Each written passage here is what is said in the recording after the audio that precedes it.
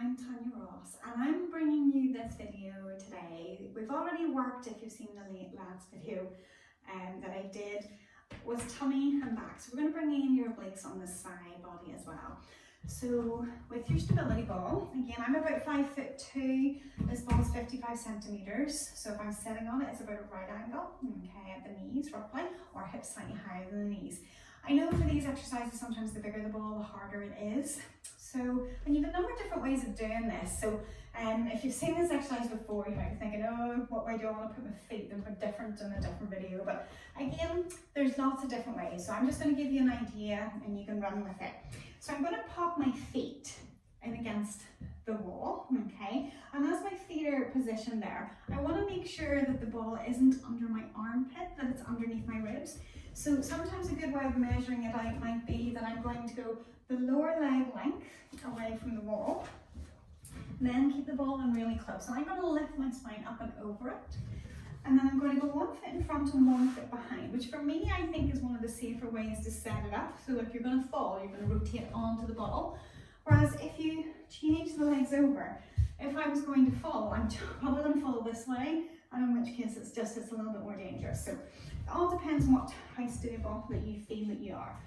So from there, my feet are long. I've got 1 in front and 1 behind. So where I'm centered in the ball, my hips are in the center of my 2 feet. Now from that setup position, again, I want to feel like I'm nice and long so I can drape all the way over. Feel free to have a hand on the floor if it feels more stable from there.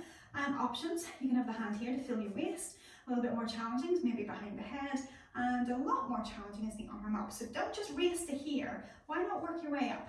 So from there, again, I'm lifting.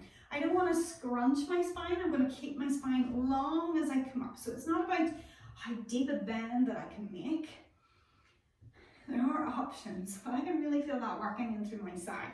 Both legs are pushing away from the wall. So maybe if I want to go a little bit further, just going for 10 reps. And again, I can feel that working more.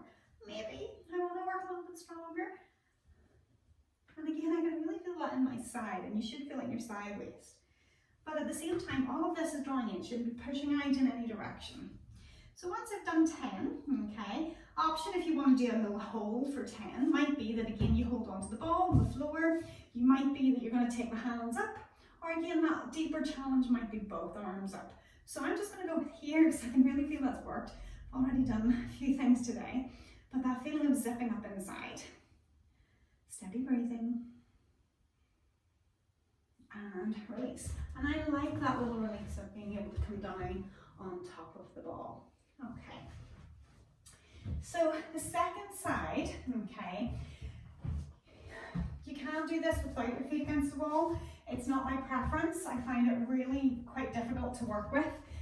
But just if you were going to decide to do that, I'll show you the set from here. So again, with the ankle mobility, you want to make sure that you're going to get a lock on, okay, and digging the heels in, making sure you're on a grippy mat. Now I'm certainly not going to go with my arms long, it feels much more unstable from here.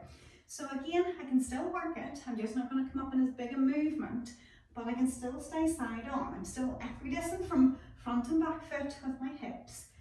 And again, lifting, I can feel that working, keeping the spine nice and long. If it felt like you needed support, you could certainly have your hand in to support the head, but only with your feet against the wall. It's quite unstable.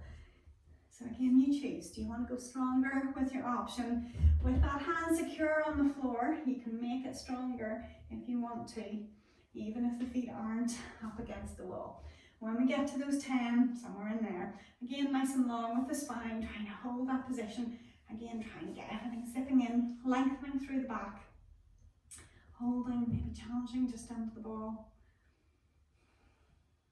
Breathing, don't forget to breathe. Never want you holding your breath, always breathing. If there's a stronger phase, breathe out. So once we've done roughly about a count of 10, again, we can come to rest over on the ball. It's kind of a nice place just to hang out. And again, maybe taking a few deep breaths, just opening and expanding the ribs sideways, a bit like an accordion, opening and then drawing in.